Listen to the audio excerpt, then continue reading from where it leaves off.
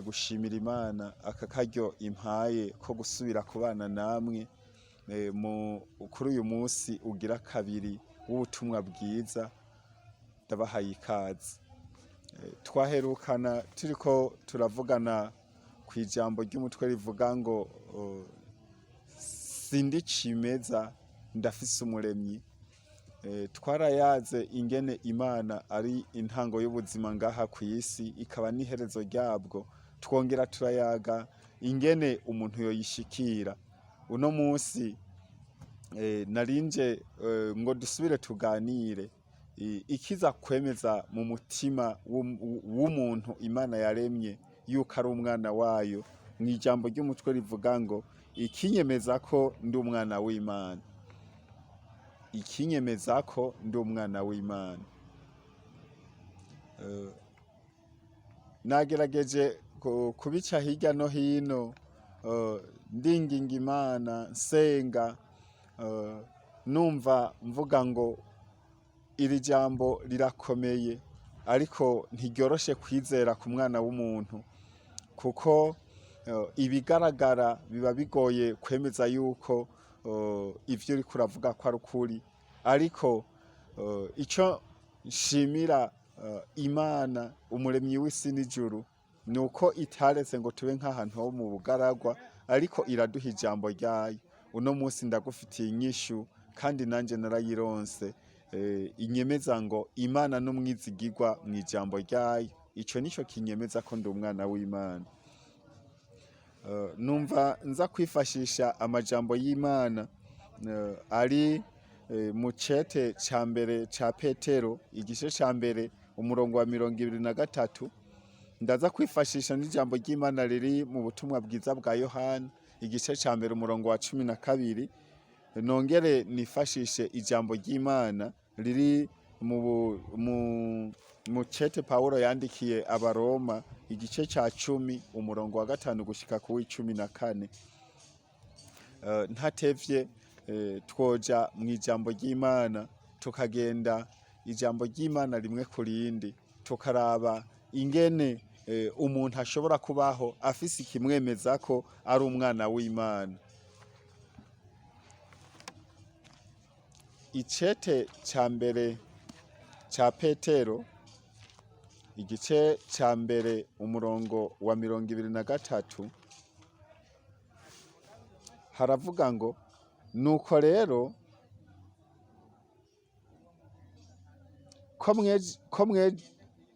ko mwejesheje imitima kumvira ukuri, kugira ngo mukunde bene data bitari uruheyiheyi, mukovye mu gukundana bivuye mu mitima. Kuko mwavyawe ubwa kabiri, mutavyawe n'imbuto ibora, ariko mwavyawe n'imbuto itabora, mubiheshejwe n'ijambo ry'Imana ririho rigahoraho. Imana ishimwe. Ndashaka mwiri jambo rivuga ngo kuko mwavyawe ubwa kabiri, mutavyawe n'imbuto ibora, ariko mwavyawe n'imbuto itabora, mubiheshejwe n'ijambo ry'Imana ririho rigahoraho. Imana ishimwe.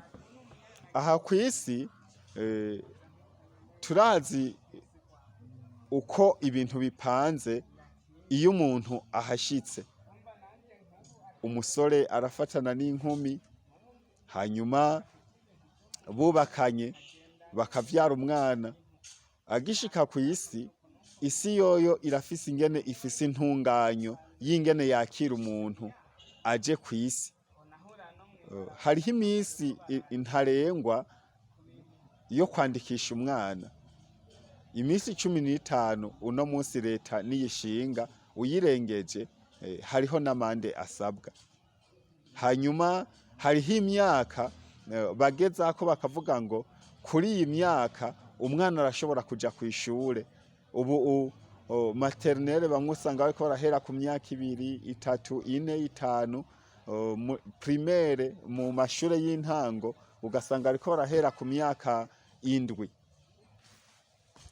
Hanyuma no mu kazi turamaze kubona yuko kugira wemerwe kuri umukozi wo mwishirahamwe kanaka, mu ruganda kanaka, mu gikorwa kanaka gifise intunganyo yemejwe n'amategeko, hariho kwiyandikisha. Imana ishimwe. Ibi rero niko biri nk'uko ku isi atakajagari, no mu bwami bw'Imana niko bitunganijwe. Hariho ingene, hariho akaryango winjiriramwo kugira ushobore kuba umwana w'ijuru, kugira ube umwana w'Imana. Twese turaza ngaha ku isi, mugabo ntituri abana b'Imana, turaba abantu b'Imana ariko ntitube abana b'Imana. Nico gituma ijambo ry'Imana rije ribishimikirako rwose, riravuga ngo kuko mwavyawe ubwa kabiri, mutavyawe n'imbuto ibora, ariko mwavyawe n'imbuto itabora, mubiheshejwe n'ijambo ry'Imana ririho rigahoraho. Imana ishimwe. Jewe ninjiye ido nido muri uku kwakirwa k'umuntu ngaha ku isi, uko nandikishijwe sinobimenya, mugabo ndazi yuko kugira ntangure ishure natanguye mfise imyaka irenze iyisabwa. Muga narumva mfise umubabaro, mfise agahinda, kuko abandi bariko baraja kw'ishure jewe ntariyo, nkumva n'umubabaro ntangere, mbere nkatangura kugeragereza muhira ivy'abo banyeshure, nkabwira bakuru banje ngo nimumfashe kugira ndabe yuko notangura kumenya ivyo biga kw'ishure. Nagira mvuge ngo naragize umunezero uhambaye, numvise ko banyandikishije, ndavuga ngo nanje ngiye kuba umunyeshure nk'abandi, sinze ndirirwa ncunze umuhana. Niko vyangendeye no mu kuvuka ubwa kabiri. Ego ubwa mbere naravyawe n'abavyeyi banje, baramvyara, baramfasha ibikenewe, mugabo ukuvuka ubwa kabiri koko nari ngeze ahantu naho nyene mfise umubabaro n'intuntu, ntakamba nobaza Imana ngo mbega kw'isi ko ari we wayiremye bahaba gute. Mugabo uyu munsi ndumva mfise inyishu n'ibanga rinyemeza ngo jewe ndi umwana w'Imana. Imana ishimwe. Nta kindi cyangize umwana w'Imana, ni ijambo ryayo, kandi n'umwizigirwa muri iryo riri muri Yohana igice ca mbere, ubutumwa bwiza bwa Yohana igice ca mbere umurongo wa 12.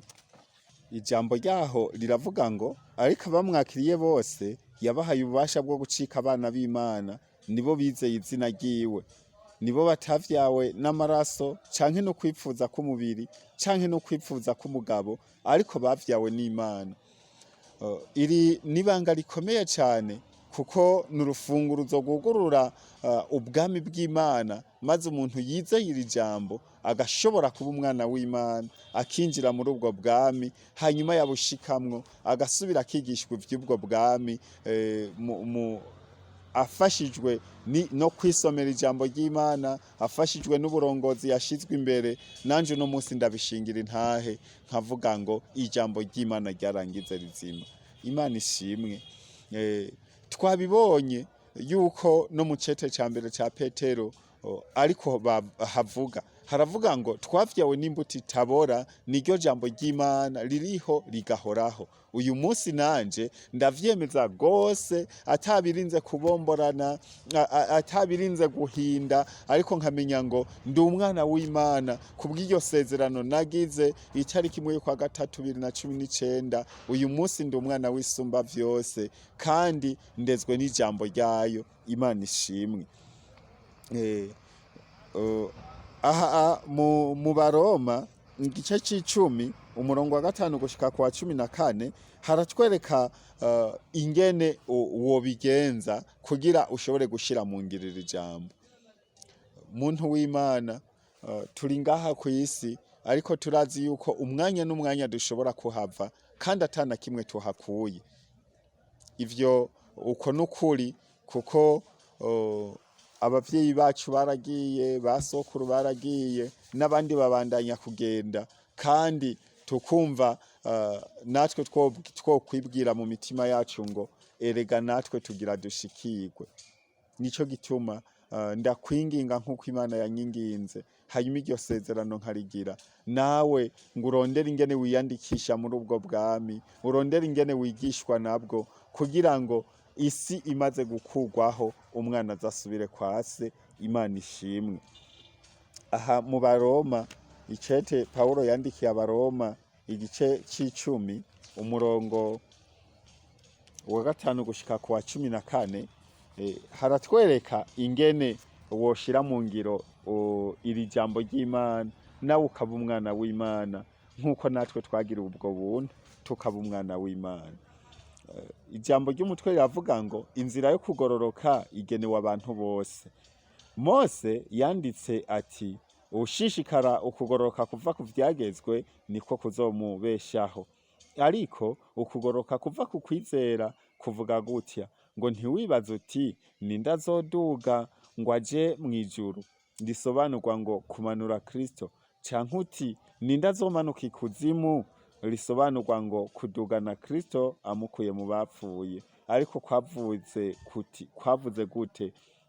Kwavuze kuti ijambo riri hafi yawe, riri mu kanwa kawe no mu mutima wawe, niryo jambo ryo kwizera, iryo tubigisha. Imana ishimwe. Ngo kuko niwaturisha akanwa yuko Yesu ari umwami, ukizera mu mutima yuko Imana yamuzuye imukuye mu bapfuye, uzokizwa. Kuko umutima ari umuntu yizeresha akaronka ukugororoka, kandi akanwa akaba ariko yaturisha akaronka agakiza. Kuko ivyanditswe bivuga ngo umwizera wese ntazoterwa n'isoni. Imana ishimwe. Nta tandukaniro ry'umuyuda n'umugiriki, kuko umwami umwe ari umwami wa bose, niwe afise ubutunzi bukwiye abamwambaza bose. Kuko umuntu wese azokwambaza izina ry'Uhoraho azokizwa. None bazokwambaza bate uwo batarizera? Kandi bazokwizera bate uwo batarumva? Kandi bazokumva bate atawasiguriye ivyiwe? Imana idufashe cane. Numva nosubira kuganira nawe mvuga ngo ubwami bw'Imana buri hafi yawe, buri hafi yanje. Ntuzorinda kubona Imana yiyururukiye, na cane cane yuko ukiyibona ndazi wogwa igihumura, kuko ari Imana itinyitse y'icubahiro, y'ubushobozi bwinshi. Yabwiye Mose ngo nta wigeze kundaba mu maso ngo abeho. Ntituzorinda kubona abamarayika bavuye mw'ijuru ngo abe ari bo baza kutubwira ngo ngiyi Imana iri ngaha canke ngo genda uyirondere hariya. Ariko ijambo ry'Imana ritubwiye ngo